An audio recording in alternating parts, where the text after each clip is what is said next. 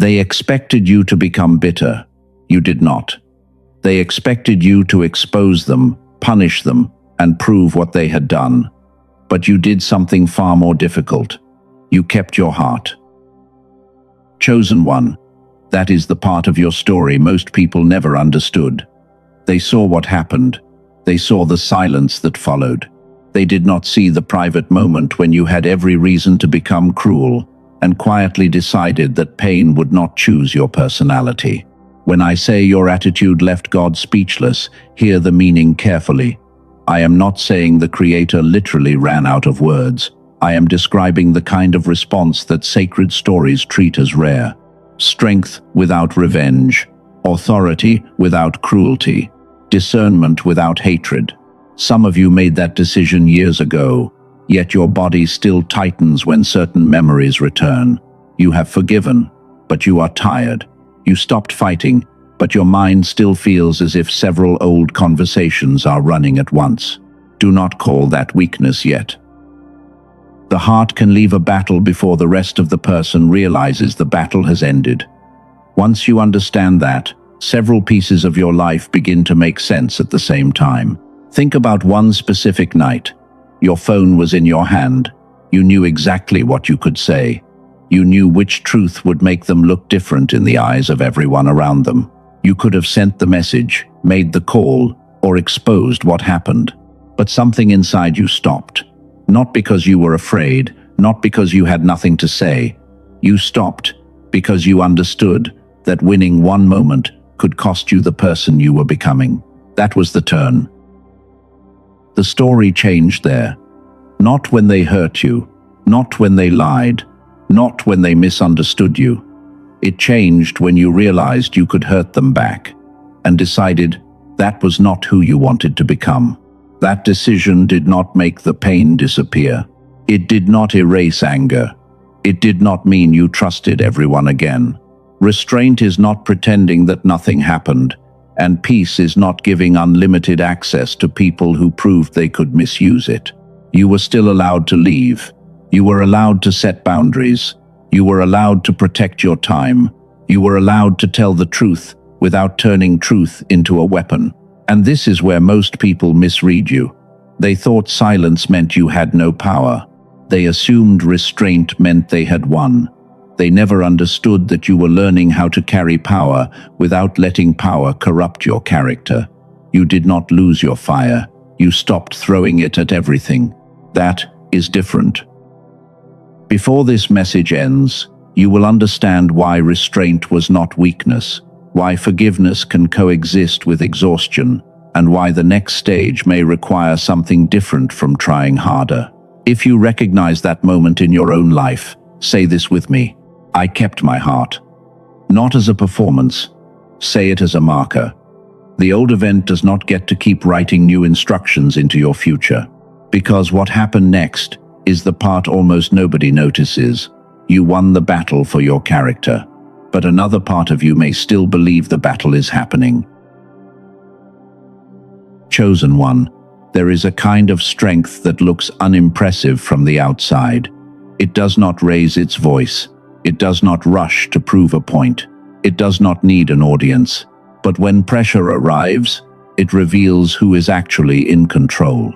You have probably questioned this about yourself. You walked away from something you could have fought harder. You chose silence when one sentence could have embarrassed someone. You refused to return the wound, and later wondered if that restraint meant you were weak. It did not. Reaction feels powerful because it is immediate.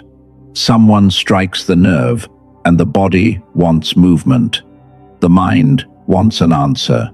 So people confuse speed with strength, and they call the fastest response the strongest one.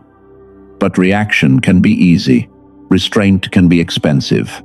Real authority begins when pain gets a voice, but does not get the final vote. You can admit that something hurt. You can name what was wrong. You can protect yourself, and you can still refuse to let the injury choose your next identity. I call this the unoffended heart. That does not mean a heart that never feels offense. It means a heart that refuses to build a home inside offense. It can feel anger, without worshipping anger. It can recognize betrayal without making betrayal the lens for every future relationship. This is why your silence confused people. They expected retaliation because retaliation made sense to them. You hurt me, so I hurt you. You embarrass me, so I expose you. You reject me, so I make sure you regret it. You interrupted the exchange. Think of Joseph, betrayed by his own brothers, sold, displaced, and later given power. The point is not that everyone who suffers will receive the exact outcome Joseph received. The point is that injury did not gain permanent ownership of his character. That is the lesson here. You were not powerless. You were powerful enough not to misuse power. Read that inside yourself again. You were not powerless. You were powerful enough not to misuse power. There is a difference between avoiding conflict and refusing corruption. Avoidance says, I cannot face this. Restraint says, I can face this, but I will not become careless with who I am just to win one moment. You may still confront. You may still leave. You may still say no. You may still tell the truth clearly. The unoffended heart is not passive. It is disciplined enough to choose the form its strength will take. And that discipline protects your future. Revenge has a hidden cost. It can keep your attention tied to the person you are trying to leave behind. Your mind starts organizing around what they did, what they deserve, and how the story should end. Restraint breaks that loop. It says my future will not be managed by your behavior. This is why your attitude mattered. Not because you became emotionless, not because you became perfect. The wound arrived with an invitation to become smaller, harder, and more reactive, and you did not accept it. But here is the next question. If you stopped feeding the conflict, why can one memory still drain your energy? Why can one name tighten your shoulders? Why can one small trigger make an old day feel close again? Maybe the answer is not that your forgiveness failed. Maybe something else is still finishing the journey your heart already began. Chosen one, this is where many sincere people become confused. They think forgiveness should erase every physical trace of what happened. When that does not happen, they begin accusing themselves. You may know this pattern. A conversation ends calmly, but your jaw stays tight. You tell yourself you are over it, but your shoulders remain raised. A familiar name appears, and your stomach reacts before your thoughts can explain why. That does not automatically mean you failed to forgive. Sometimes the relationship ends before the readiness for another blow ends. The event is over, but the system that learned to expect danger keeps scanning. It notices small changes because it once learned that small changes could mean trouble. I call this the aftershock. The aftershock is what remains when the collision has passed, but the body and mind have not fully updated their map. You are no longer standing in the old room, yet part of you keeps listening for the old door. This can show up in ordinary ways. You replay a conversation after everyone else has forgotten it. You feel exhausted after an interaction you handled well. You lose focus after a small emotional trigger. Then the self-accusation begins. Maybe I am still bitter. Maybe my faith is weak. Maybe I never truly released this. Do not rush there. A decision can happen in one moment. Recovery often moves differently. You can decide not to seek revenge while your body still carries patterns built through months or years of tension. Those truths can exist together. This distinction matters because shame adds another burden. If every wave of exhaustion becomes proof that you are spiritually failing, you start fighting the reaction instead of understanding it. But your body is not your enemy. Notice it for a moment. Do not force anything. Feel your jaw. Notice your shoulders. Notice where your breath is sitting. If one place feels tight, simply recognize it without trying to fix it immediately. Then tell yourself this. This moment is not that moment. You are not asking the past to disappear. You are giving the present its own address. The old event happened there. You are here. The old conversation had its ending. This breath belongs to a different moment.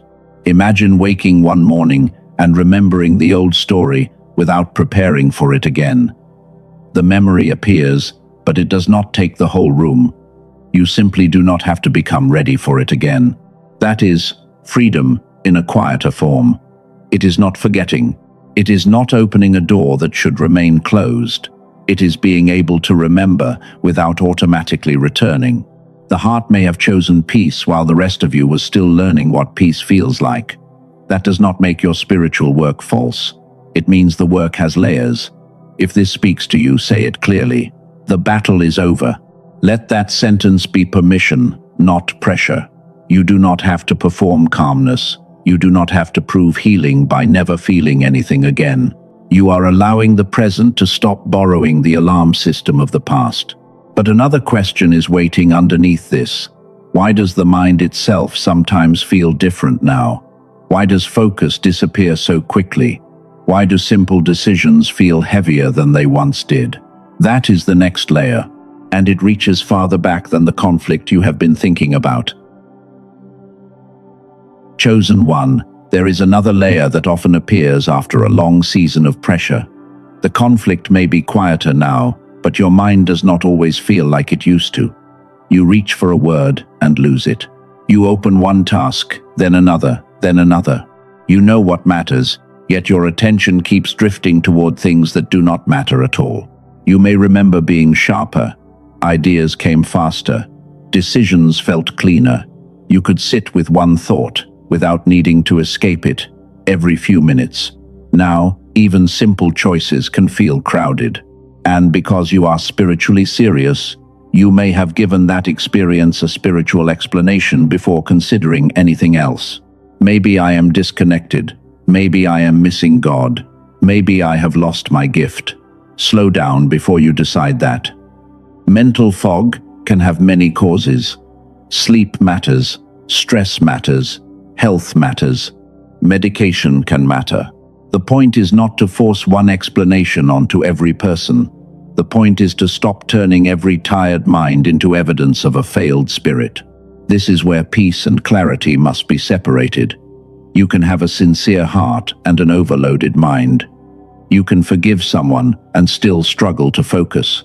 You can know what you value, but still find yourself staring at a simple task as if your mind has forgotten how to enter it. Those things can exist together. You may also notice a strange split in your day. You can spend an hour consuming things that ask almost nothing from you, yet the moment you sit down to write, plan, pray with focus, or make a serious decision, heaviness arrives. That contrast does not prove one cause, but it is useful data.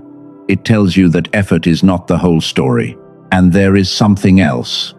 Many of you do not feel unintelligent. You feel disconnected from a version of yourself you remember. The younger version who learned quickly. The one who asked strange questions. The one who made connections without forcing them. You do not want to become somebody else. You want access to the part of you that once felt naturally awake. That is why I want you to hold one question for later. There is a line of neuroscience connected to research on how the two sides of the brain process and coordinate information. Its history reaches back to work that received a Nobel Prize. I will return to it after we finish naming the problem, because information only becomes useful when you understand the shape of what it might address. For now, do not turn this into another reason to judge yourself. You are not being asked to diagnose your entire life in one moment. You are being asked to notice a pattern. Character can be strong while cognition feels tired. Faith can be real while attention feels fragmented. A peaceful heart can still be carrying a mind that has worked too long without enough recovery. If that distinction brings relief, say this quietly: I am ready to receive. Not because something magical must happen tonight. Say it because receiving begins when you stop accusing yourself long enough to see what is actually happening. And hold this question. What if some of what you have been calling spiritual dullness has a more ordinary, addressable layer beneath it? What if the next answer is not another demand to try harder, but a better understanding of the receiver you are asking to carry your next decision? Chosen one, now we can name the gap more clearly. You can know what matters and still postpone it. You can recognize the right conversation and still avoid beginning it. You can feel a strong idea arrive, then lose the thread before you have turned it into anything useful. That is not always laziness. It is not always lack of calling, and it is not proof that you have become less intelligent. There is a difference between having a message and having enough clarity to carry it. There is a difference between intention and access. I call that difference the receiver gap. Think about a radio for a moment. The signal can exist while the receiver is weak. That does not mean your brain is literally a radio, and it does not mean God communicates through a neurological device. The image is simply useful. A clear heart can know what it values, while a tired mind struggles to organize the next step. This explains why guilt often fails. If you assume every delay is a character problem, your only answer is more pressure. Work harder, pray harder, force yourself, become more disciplined. Sometimes discipline is exactly what is needed. But pressure is a poor tool when the real issue is overload, fragmentation, poor recovery, or reduced clarity. Years of responsibility can also train attention to stay divided. You anticipate problems, carry conversations after they end, and keep scanning long after the threat is smaller. This is where I want to dissolve one objection before it grows. Not every case of mental fog has the same cause. Sleep, stress, medication, health conditions, grief, nutrition, and other factors can matter. If something feels persistent or concerning, wisdom includes getting appropriate professional care. Spiritual language should never be used to erase ordinary reality. But ordinary reality does not make your experience meaningless. It can make it more addressable. You may need a more honest map of what your mind has been carrying. And this is the midpoint twist. Everything we have discussed so far explains why you survived without becoming bitter. What comes next explains why surviving well is not the same as living fully. Because restraint can preserve your character, but restraint alone does not finish the project. Forgiveness can release the past, but forgiveness alone does not choose your next opportunity. Peace can create space, but someone still has to use that space. This is why the missing piece matters. You may have completed much more of the inner work than you realize. You may already know what kind of person you want to be. The next question is not only, who are you becoming? The next question is whether you can access that person with enough clarity to move. The message may be clear while the receiver is tired. Soon, I am going to return to the research I asked you to hold. I waited because a solution sounds like hype when the problem has not been named carefully. You now understand the shape of the problem. The heart can change before the habits of vigilance change. The battle can end before the aftershock ends. And intention can become strong before clarity becomes stable. So ask yourself one precise question. Where in my life do I already know what matters, but still fail to turn knowing into movement? Do not answer with shame. Name one place. That single place will matter in what comes next. Now, I want to close the loop I opened earlier. I told you there was research I would return to, and I waited for a reason. A solution is easy to romanticize when the problem is vague, but you now know the problem. Knowing what matters does not always become movement. So here is the question. Why can insight remain insight while action still feels heavy? The answer is not that everyone has one hidden neurological problem. Clarity depends on a mind that can coordinate, focus, and recover well enough to use what it knows. Dr. Roger Sperry received the Nobel Prize in 1981 for research involving the different functions of the cerebral hemispheres. That work did not prove a spiritual promise, and it did not prove that one audio track can transform a life. but it helped establish why coordination across the brain matters. The product team builds its explanation from that idea. They describe a targeted auditory sequence designed around what they call neural sync technology and whole brain activation. Their claim is that the sequence supports coordination between the two hemispheres. That is their mechanism, and it should remain separate from the spiritual meaning of this message. Before I name it, two reported experiences matter. A woman from California described years of fog and the feeling that life was happening to her. She had tried several practices, but still felt mentally distant. After using the program, she reported feeling clearer and more able to engage with daily life. A man from Texas described work, family responsibility, and a mind that rarely felt fully present. After using the program, he reported improved clarity and said the fog he had accepted as normal felt reduced. Those are personal reports, not guarantees. Your experience may be different. The program is called the Genius Switch. According to the product materials, it was developed under Dr. Daniel Barone, a neurologist in New York.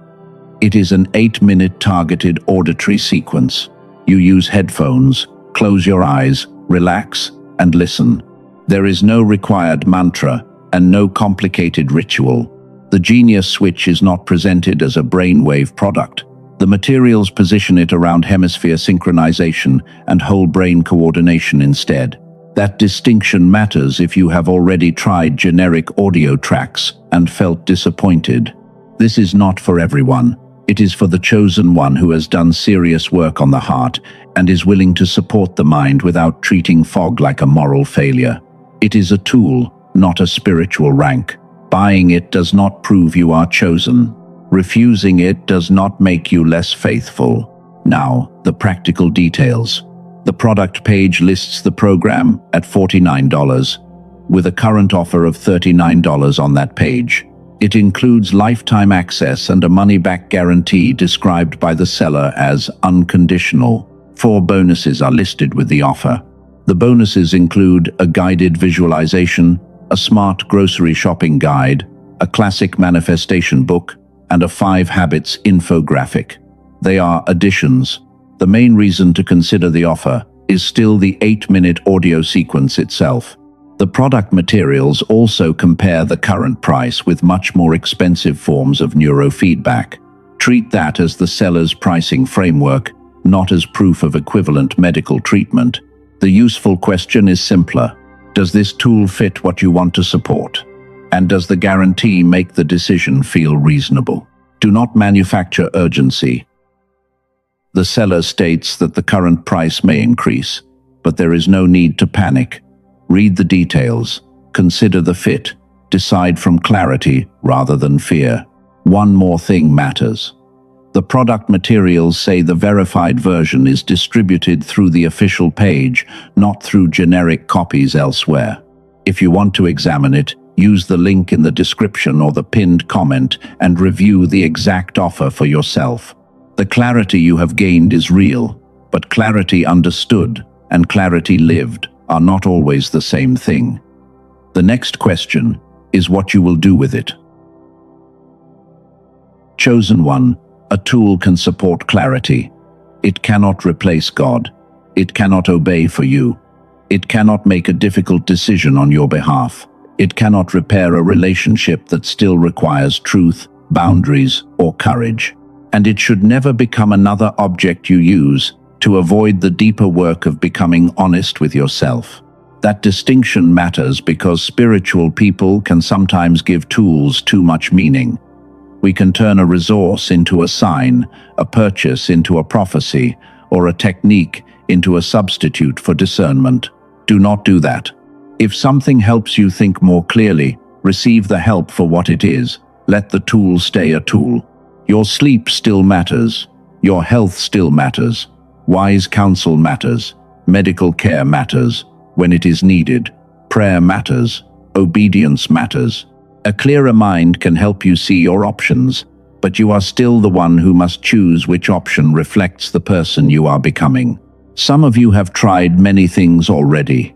You have prayed, you have journaled, you have meditated. So, if a part of you is skeptical, that skepticism does not need to be silenced. It needs to be respected. You do not need another exaggerated promise. You need a clean decision. Look at the mechanism. Look at the claims. Look at the guarantee. Ask whether the resource fits the problem you actually want to address. Then decide without guilt, because pressure is not the same as conviction. And if the resource mentioned earlier still feels relevant after you consider it calmly, the official page is available through the description and pinned comment. Read the details for yourself. You do not have to force certainty. You only need enough clarity to make an honest choice. Then release the product from the center of this message. The deeper question has always been larger. What happens after the battle is over? After the bitterness is refused? After the fog is finally named? What happens when there is no enemy left to blame and no crisis left to organize your identity around? That is where many chosen ones become uncomfortable. Chaos gave you a role. You knew how to survive. You knew how to anticipate. You knew how to hold everything together. But peace asks a different skill from you. Peace asks you to live without waiting for the next emergency to tell you who you are. This is why restoration can feel strange. When vigilance has been part of your identity for years, calm can almost feel irresponsible. But you are not required to remain exhausted to prove that what happened was serious. You do not have to carry the weight as evidence that you survived it. The lesson can remain after the tension leaves. The next stage is about access. Access to your attention, access to your voice, access to the time you used to spend replaying old stories, access to the decisions you kept postponing while you waited to feel completely ready. And this brings us to the most important shift in the entire message. You have spent enough time asking what else must be fixed before life can begin. Maybe that question has finished its work. Maybe the person you kept trying to become is already here, waiting for permission to move. Chosen one, here is the question beneath nearly every question you have asked. What else must I fix before I am finally allowed to begin? What else must I heal or understand before I can trust myself again? Growth is sacred, but endless self-repair can become another kind of hiding. There comes a point when preparation stops serving movement. You keep studying yourself, adjusting yourself, and waiting for one final sign of readiness. Meanwhile, the life you prepared for keeps asking you to participate. This is the sacred return. It is not a return to the person you were before the pain. That person did not know what you know now. It is a return to access, to your mind, your voice, and the time fear once consumed. You do not need another identity. You need access to the person you already fought to become. That is the breakthrough. You spent years building character through pressure, but character is meant to be used. Wisdom is meant to choose. Discernment is meant to move. Picture an ordinary Monday morning. Nothing dramatic happens. An email arrives that requires a decision. A conversation needs to be started. A project you have delayed is still waiting. In the old pattern, you would open 5 possibilities, imagine every consequence, and lose the morning inside hesitation. Now imagine something quieter. You read the email once. You notice fear without obeying it. You choose the next honest step. You send the reply. You return to the work. No fireworks. Just a clear decision made by a person who is no longer asking the past for permission. That is what freedom often looks like. It is practical. But one clear decision changes the shape of a day, and enough clear days change the shape of a life. I want you to do something now. Choose one decision you have delayed. Do not choose 10. Choose one. It can be a conversation, a boundary, a project, or a task you know matters. See 2 paths in front of you. One path keeps asking which choice will make you safest from disappointment. The other asks a better question. Which path belongs to the person I have become? Let your shoulders drop. Take one full breath. Notice which option requires truth rather than performance. Now name one physical action. Send the email. Open the document. Make the appointment. Write the first paragraph. Say no. Say yes. Put the next action into language your body can understand. This is the difference between insight and movement. Insight says I understand. Movement says I will use what I understand. The sacred return happens when the distance between those two begins to shrink. If you have spent years waiting to feel completely healed before you live, hear this carefully. Healing does not require you to postpone life until fear disappears. You can move with wisdom while some uncertainty remains. You are not betraying your growth by moving forward. You are giving your growth somewhere to go. The heart you protected deserves a life larger than protection. Say this if you mean it. I return to myself, not to the old self, not to the version who had to survive everything alone. I return to the person who can choose, act, rest, and begin again without asking pain to approve the decision. And when you do that, the title of this message changes meaning. The remarkable thing was never only that you survived. The remarkable thing was what survival failed to turn you into. Chosen one, now we can close the question that has been open since the beginning. What did your attitude reveal? Why did the title use language so large that it imagined even heaven pausing to notice? It was not because you never became angry. It was not because you endured everything without boundaries. It was not because suffering made you more chosen than anyone else. The remarkable thing was simpler. You had enough pain to hand your future to the past, and you refused. When I said your attitude left God speechless, I was using the language of awe, not literal silence. And when I said even Michael was stunned, I was using Michael as an image of disciplined strength. The point was never that I had access to a conversation in heaven. The point was the kind of power you chose to practice. You did not need revenge to prove you were strong. You did not need cruelty to prove you saw the truth. You did not need to become cold to prove that you had learned. You protected your character while learning how to protect your boundaries. That is why the story matters. You were offered several identities by pain: victim, avenger, cynic, the person who trusts nobody, the person who needs everyone to admit what happened before life can continue. You felt those invitations, and you did not have to accept them forever. So, take a quiet moment now. Be grateful for the part of you that stayed. Not perfect, not untouched, still capable of love, still capable of discernment, still capable of beginning again. Release the need to be understood by everyone. Release the apology you made into a condition for your freedom. Release the replay that keeps asking for a different ending. Release the belief that exhaustion is proof that your pain was real. You know it was real. You do not have to keep bleeding to prove it. And now say these words slowly. I am not what happened to me. I do not need revenge to prove my strength. My heart is mine to protect. My mind is mine to restore. My next decision will not be made by my last wound. I am chosen to live, not merely survive. Let those words become a boundary inside you. The past can teach you, but it does not get to command you. The wound can explain some of your reactions, but it does not get to write your identity. The people who misunderstood you do not get permanent authority over your nervous system, your attention, or your future. If you are ready to mark the end of this message with one declaration, say it clearly. I am still chosen.